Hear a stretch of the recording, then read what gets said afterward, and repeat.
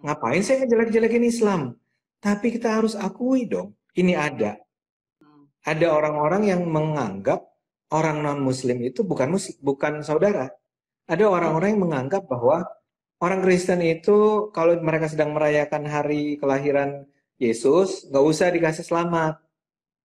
Ada nggak? Ada. Banyak nggak? Banyak. Banyak. Banyak. Orang-orang yang menganggap siapa yang nggak berjilbab itu masuk neraka, kafir, berdosa. Saya lagi berdosa nih karena memandang Soraya, ada rambutnya kelihatan. Saya ikut masuk neraka, kata mereka. Ya, jangan pernah deny that. Don't ever karena kalau kita tidak mengakui itu, kita tidak akan pernah menjawab, merespons persoalan itu, dan kita menganggap bahwa hidup biasa-biasa saja, hidup aman-aman saja sampai nanti ada bom meledak, sampai kemudian Taliban berkuasa. Baru. Nah itu kita kena semua. Orang kayak saya akan menjadi korban pertama kalau itu terjadi. Jadi nggak tahu, saya merasa bahwa itu ada.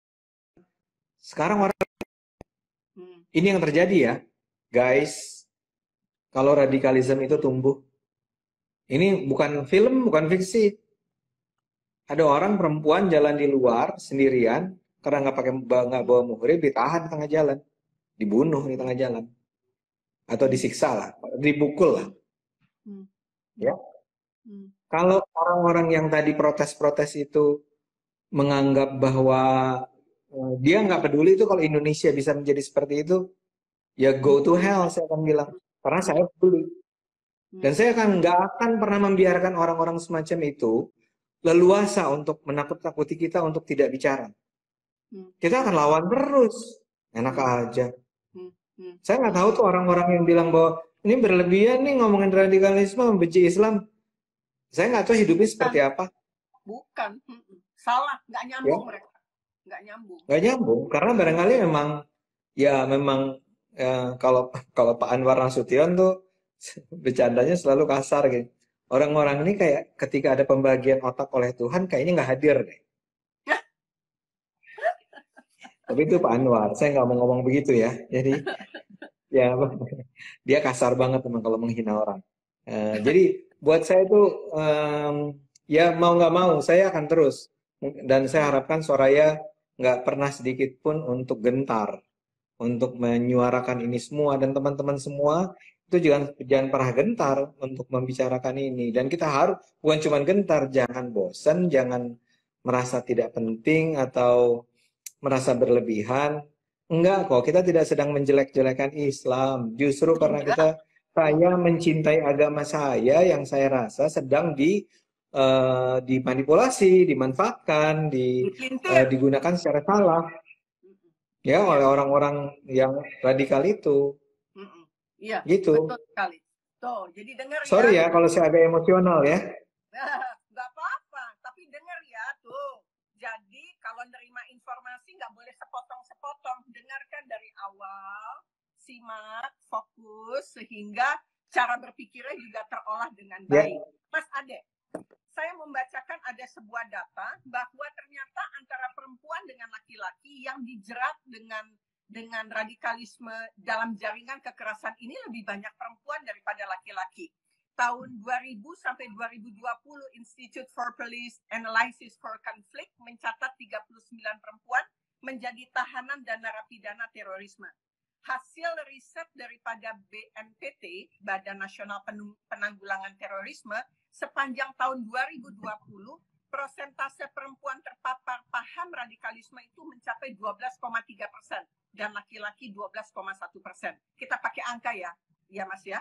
Jadi artinya dari kalangan urban ada generasi Z dan milenial serta aktif di internet juga potensi terpapar paham radikalisme ini lebih besar dibandingkan yang lain.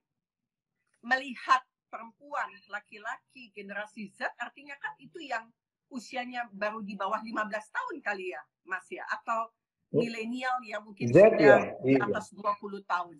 Seperti itu. Itu bagaimana untuk bisa membedakan masuk pemikiran-pemikiran. Karena buat saya radikalisme itu dimulai dari pemikiran manusia itu seperti dijajah, direbut, dan dibuang. Sehingga orang tuh nggak punya identitas. Seperti robot, jalan hidupnya begini. Ini bagaimana membedakannya? Kalau saya justru itu kan menarik tuh ya, bagaimana perempuan itu menjadi radikal, ya. Di satu sisi ini memang ada kaitannya dengan aksi-aksi teror sekarang yang lebih ketika dia melibatkan para misalnya bomber itu perempuan, ya, itu ada beberapa alasan. Salah satunya adalah karena mereka tahu bahwa di mata publik perempuan tuh less threatening, jadi tidak dilihat sebagai ancaman. Jadi lebih mudah bagi mereka untuk menjalankan aksinya. Tapi sekarang aparat keamanan di seluruh dunia udah paham bahwa ternyata laki dan perempuan bisa sama aja, ya. Dan perempuan ingat ya, dengan pakaian yang serba tertutup dan segala macam, itu sangat mungkin menyembunyikan senjata dan seterusnya. Itu satu. Kedua, tapi ada persoalan memang eksploitasi perempuan, ya. Jadi para jihadis ini, para pejuang ini yang berusaha menteror masyarakat umum ini, ketika dia melibatkan perempuan, ya, itu lebih ke mengerahkan segenap sumber daya. Jadi mereka tuh udah mulai merasa bahwa urusan menegakkan perjuangan ini bukan cuma urusan laki-laki ya, ini juga urusan perempuan nih. Nah masalahnya perempuan-perempuan yang dibesarkan di dalam lingkungan semacam itu adalah perempuan-perempuan yang memang tidak dibiasakan untuk berpikir sendiri, mandiri, tidak bersikap kritis. Adalah orang-orang yang memang bersedia memerintah imam mereka. Dan imam itu bisa suami, bisa ayah, bisa imam beneran gitu ya. Mereka memang bukan tipe-tipe orang yang terbiasa untuk mengambil keputusan berdasarkan pilihan-pilihan rasional mereka. Jadi justru jadi jauh lebih mudah lagi untuk mengikuti ajaran-ajaran yang sebenarnya tidak masuk akal atau sebetulnya ajaran-ajaran yang membahayakan gitu ya. Tapi mereka menjadi para pelaku sekarang. Jadi karena itulah kita lihat misalnya dalam gambaran-gambaran yang video-video tentang radikalisme yang teroris lah kira-kira, kita sudah melihat bagaimana perempuan belajar menembak, ya. Bagaimana perempuan-perempuan belajar memanah, bahkan berkendara menaik kuda dan seterusnya. Jadi, tapi bukan dalam konteks kesetaraan gender nih ya. Ini betul konteksnya adalah exploiting ya women untuk juga terlibat ya sebagai pasukan terdepan. Oke. Nah, jadi kita bisa melihat dan kemudian anak-anak dan remaja yang kurang lebih sama karakternya dengan si perempuan tadi adalah anak-anak yang sudah dibesarkan dalam tradisi tidak berpikir. Jadi tidak bersikap kritis, tidak memilih di antara options gitu ya. Tapi lebih ke arah ya memang harus ngikutin aja apa yang diperintahkan, sami'na wa ata'na. Jadi saya dengar dan saya laksanakan ya. Saya wajib mengikuti apa yang dikatakan oleh imam saya. Jadi ini adalah sebetulnya to some extent adalah mereka ini adalah korban-korban eksploitasi dari orang-orang tua, dari orang-orang dewasa yang justru mendorong ke garis terdepan itu adalah orang-orang yang ya paling mudah dipengaruhi, paling mudah dibodohi lah ya, paling mudah diperdaya agar mereka itu terlibat dalam gerakan-gerakan radikalisme ini. Sehingga saya ingat pada joke-nya gini, joke-nya kan bilang gini, kalau emang betul mereka percaya bahwa bunuh diri atas nama Islam itu adalah akan membawa langsung mereka ke surga, kenapa yang turun tuh bukan para pimpinan ya gitu kan? Jadi bukan harusnya kan yang atasnya dong gitu ya. Paling tidak ikut turun supaya ya kan kalian bilang kalian kasih contoh dong bahwa kalian tuh mati dan masuk surga. Tapi kan enggak. Biasanya kita dengar adalah justru kayak orang-orang yang betul-betul berada di lini terbawah, lini terdepan yang diperintah-perintah kan. Bukan tokoh-tokohnya, bukan orang-orang yang berada di pusat-pusat kekuatannya ya. Jadi bukan panglimanya ada di belakang. Karena apa? Karena mereka tahu sebetulnya itu bohong semua kan. Jadi ya yang disuruh adalah yang masih nggak cinta sama nyawanya lah. Kalau si para pimpinan cinta sama nyawanya, sama kekayaan, sama harta, seterusnya. Betul.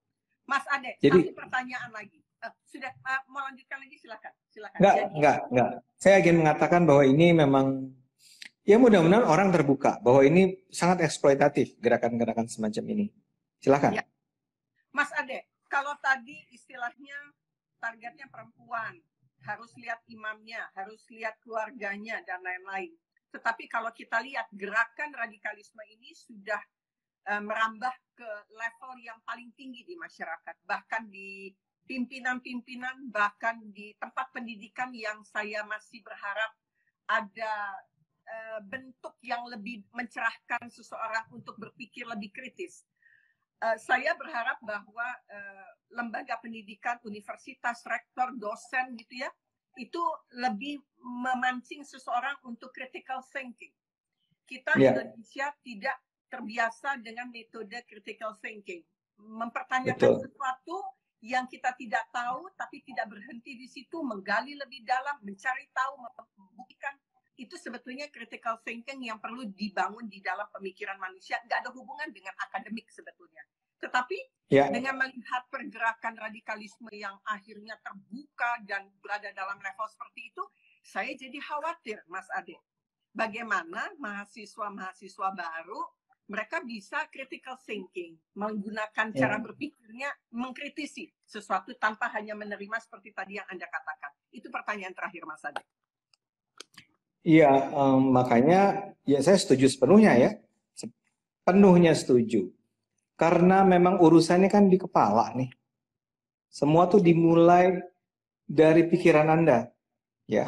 Kalau pikiran Anda dibeku, ya udah selesai.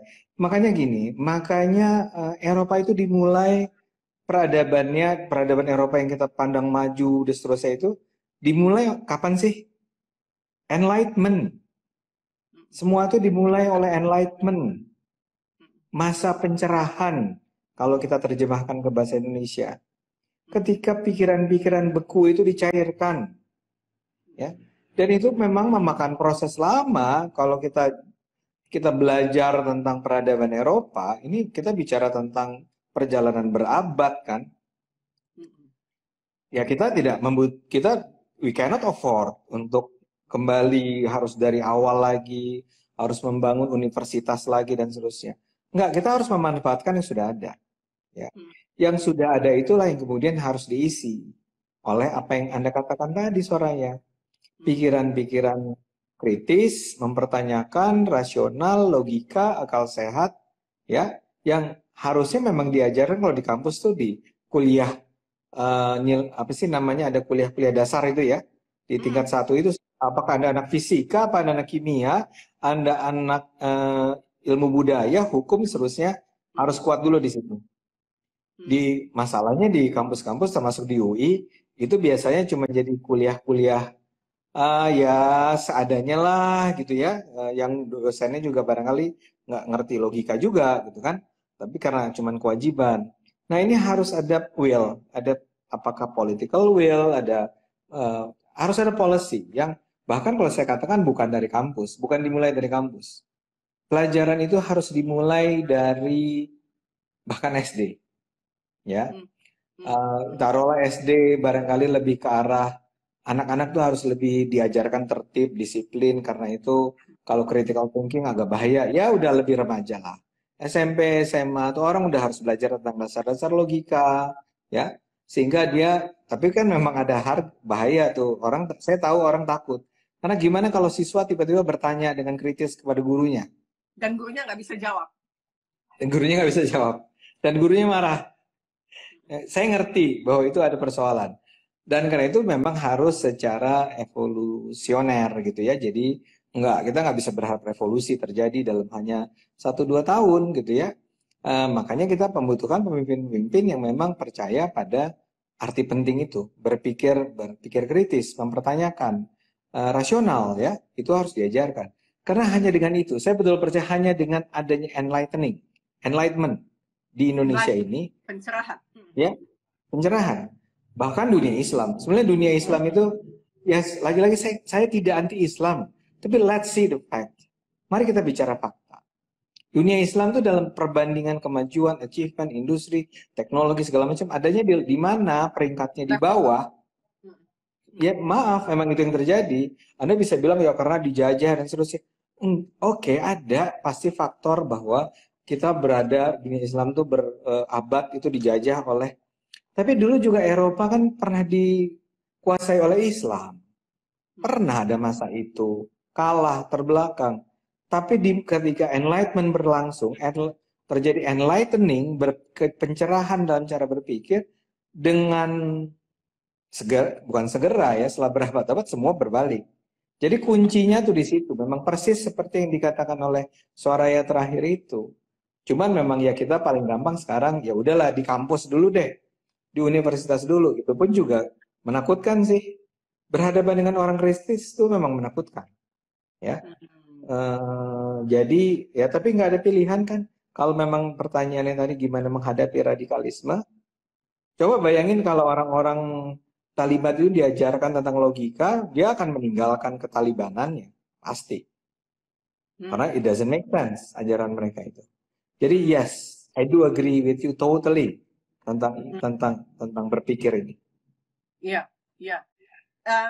Saya jadi ingat Mas Ade ngomong begitu bahwa dimulai dari usia yang paling muda. Ingat di budaya Jepang bahwa mereka setelah usia 10 tahun barulah masuk ilmu pengetahuan dengan segala macam proses berpikirnya. Tetapi di bawah 10 tahun, anak-anak Jepang sudah dibekali bagaimana cinta kepada tanah airnya, bagaimana membela negara, bagaimana menjadi seorang Jepang yang asli. Itu yang saya inginkan sebetulnya, kenapa saya itu juga termasuk yang gemes untuk kondisi-kondisi, kenapa sih kita nggak bisa untuk lebih mencintai apa yang ada di dalam Indonesia. Sehingga betul yang Mas Ede bilang bahwa kita tuh semua harus berawal dari cara berpikir, karena berpikir itu yang direbut oleh mereka sehingga kita menjadi robot dalam menjalankan hidup. Sementara kita tahu Mas Ade bahwa manusia itu senjatanya adalah di dalam pikirannya. Kita bisa membangun sebuah negara, kita membangun hubungan manusia kalau cara berpikirnya sehat. Tapi di balik itu juga pisau dua sisi juga gitu. Kalau kita tidak menggunakan itu bisa menghancurkan kita sebagai manusia. Mas Ade kayaknya yang harus maju ke depan, membawa pencerahan terhadap teman-teman karena tugasnya adalah dosen, mau tidak mau berhadapan dengan lingkaran itu, Mas Ade. Dan saya berharap Soraya, you are doing this. Soraya, you are doing this. Kamu ini semua teman-teman yang lagi nonton akan melakukannya. Karena ini gerakan peradaban itu gerakan budaya, itu gerakan masyarakat. Itu bukan, kalau kata Hillary Clinton, it takes a village. It takes seluruh negara. Ini adalah ya memang tidak gampang, mungkin melelahkan, mungkin karena kita tidak terbiasa jadi melelahkan kan. Tapi kalau saya itu merasa bahwa kalau anak-anak saya itu membantah saya dan berargumen, saya justru senang. Karena artinya dia berpikir, anak-anak ini berpikir, dan belum tentu saya setuju. Iya, belum tentu saya setuju. Kenapa sih harus gini ya? Kenapa sih gini gitu ya? Kadang-kadang dengan gaya sok tahu kan, namanya juga anak-anak kan.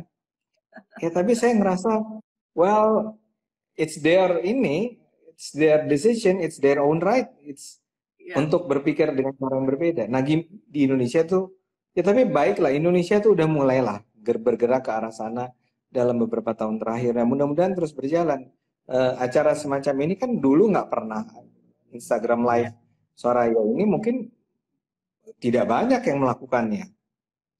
Jadi menggunakan kekuatan media sosial ya, dan menggunakan selebritasmu ya untuk membuat orang berpikir. Nggak banyak Soraya melakukannya. Anda tuh cuma satu di antara sedikit orang yang menyadari bahwa kekuatan media sosial itu bisa untuk banyak hal, tapi salah satu yang terpenting juga untuk mencerahkan. Nah, kita berharap aja akan lebih banyak Soraya yang lain yang berusaha untuk. Jadi, I'm not against TikTok yang lucu-lucuan gitu ya, yang nari-nari, dance. Bagus kok. Fine. Good. Instagram juga gitu. Fine, good. Kita appreciate. Tapi jangan pernah lupa, ini adalah sebuah platform yang bisa digunakan untuk bicara sama banyak orang dan mengajak kita sama-sama, yuk mikir yuk kita berakal sehat yuk kita rasional yuk kita gitu loh. So saya apresiasi kamu, Anda menghormati apa yang sudah kita lakukan bersama teman-teman. Ya, Mas Ade, sebagai penutup hal-hal apa yang perlu kita semua sadari, karena ini masalah sadar dan tidak sadar. Kalau pikiran itu sadar dan tidak sadar, hidup belum tentu orang sadar.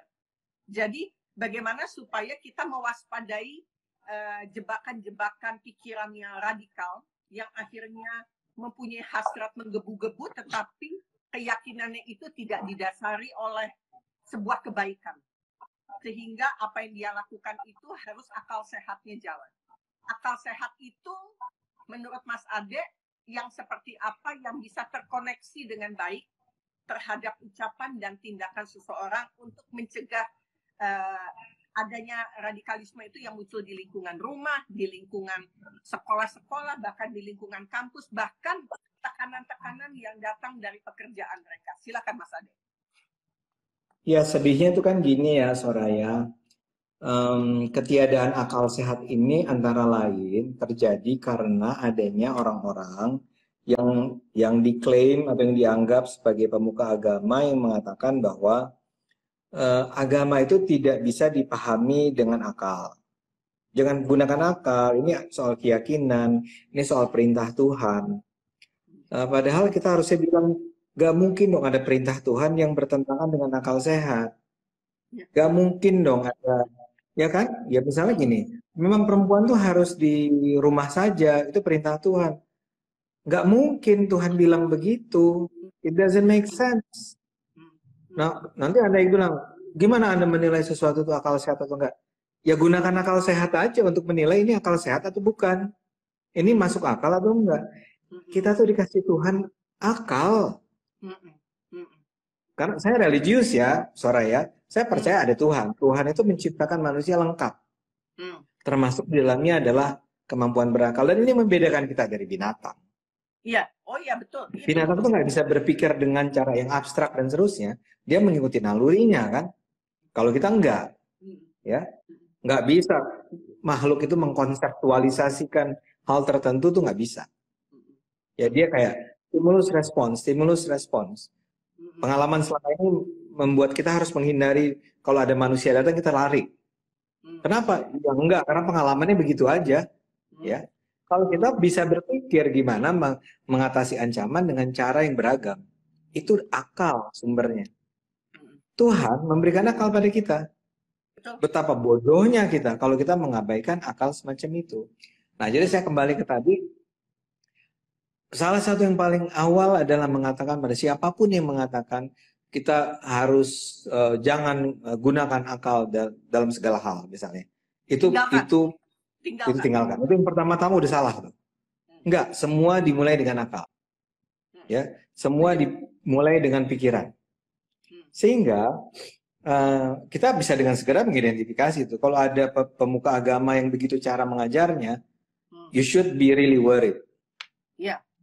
Ini orang, kalau saya akan angkat tangan tuh. Jadi maksud Ustadz, saya harus mendengar saja apa yang Ustadz katakan tanpa saya bisa mengargue.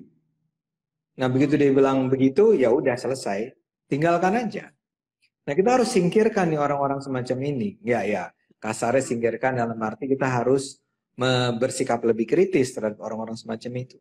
Nah kalau critical thinking yang disebut Soraya itu ada di mana-mana, bahkan dalam hal beragama, saya sih yakin. Kenapa saya yakin? Ya pengalaman sejarah peradaban. Gimana kita punya contoh yang sangat kuat kok tentang bagaimana Eropa dan satu lagi bagaimana dulu umat Islam pernah berjaya karena mereka menghargai pengetahuan, karena mereka menghargai akal sehat, karena mereka menghargai nalar critical thinking di masanya. Ketika itulah mereka maju. Ketika itu ditinggalkan, kita tuh umat Islam maksud saya. Umat Islam tertinggal dari Eropa yang mengalami enlightenment. Jadi dunia tuh sudah memberi contoh kok. It's so obvious. Anda gunakan akal, Anda akan maju. Anda abaikan akal, Anda akan tertinggal. Jadi jawabannya adalah sederhana. Use your imajinasi, critical thinking, dan seterusnya. Dan semua itu adanya di pikiran Anda. Ya, jadi kalau boleh saya ambil kesimpulan secara abstrak bahwa akal itu adalah pintu pertama manusia memiliki harga di dipandang oleh orang lain. Kalau misalnya akal sehatnya itu ditutup, artinya mereka telah mengambil harga diri Anda sebagai manusia. Bahkan hak hidup Anda diambil. Seperti apa yang dikatakan Mas Ade, manusia dikasih kemampuan untuk mengabstraksi, membuat konsep dalam hidupnya, berimajinasi yang berbeda dengan binatang, yang melakukan sesuatu dengan nalurinya. Jadi kalau manusia diambil akal sehatnya, artinya nggak ada bedanya kita dengan binatang, bahkan primitif, yang hanya berdasarkan nalurinya saja untuk membunuh dengan hasrat menggebu-gebu, dan hilanglah nilai itu yang ada di dalam diri kita. Surga, silakan Anda yang pandang sendiri. Neraka, silakan Anda memandang sendiri itu seperti apa kalau akal sehatnya memang tidak dipergunakan. Begitu ya Mas Ade, semoga itu bisa berkenan membuat kesimpulan dalam pembicaraan kita. Mas Ade, setuju banget. Terima kasih untuk pencerahannya. Semoga kita semua terus berjuang untuk sesuatu yang membuat kita hidup lebih manusiawi dalam era sekarang yang semakin terbuka teknologinya. Sampai jumpa lagi Mas Ade. Salam Sampai jumpa. Terima kasih Soraya. Saya telepon ya. Siap. Thank you semua, teman-teman semua. Bye-bye. Ya, bye-bye. Bye-bye.